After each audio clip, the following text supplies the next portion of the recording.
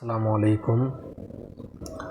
গত ক্লাসে আমি সূচক আলোচনা করেছিলাম, এর এই ধারাবাহিকতায় আজও একটি সূচক আলোচনা করবো ইনশাআল্লাহ। তাহলে এই সমস্যাটা আমরা কিভাবে কয়েক সেকেন্ডে করতে পারি এটা আমরা আজ দেখব। এখানে দেখেন সবগুলির উপর রুট আছে, আমরা সর্বপ্রথম রুট কমন নেব। এরপর আমরা যে কাজটা করব, যে সমস্ত রাশির উপর ইনভার্স আছে অর্থাৎ প্রতীকের উপর ইনভার্স আছে সেগুলো ভাগ হবে, অর্থাৎ যেটার উপর মাইনাস সাইন আছে এটা ভাগ হয়ে যাবে। অর্থাৎ আমরা এই দুজনের ক্ষেত্রে লিখতে পারি ওয়াই ভাগ কত এক্স ইন্টু, এটার ক্ষেত্রে আমরা লিখতে পারি জেড ডিভাইডেড ওয়াই।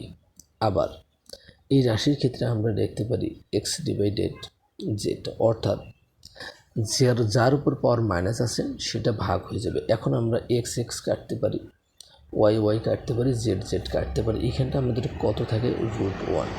রুট ওয়ানের মান আমরা কত লিখতে পারি ওয়ান। ওয়ান আমাদের কয় নং আছে, গ নঙ্গে আছে।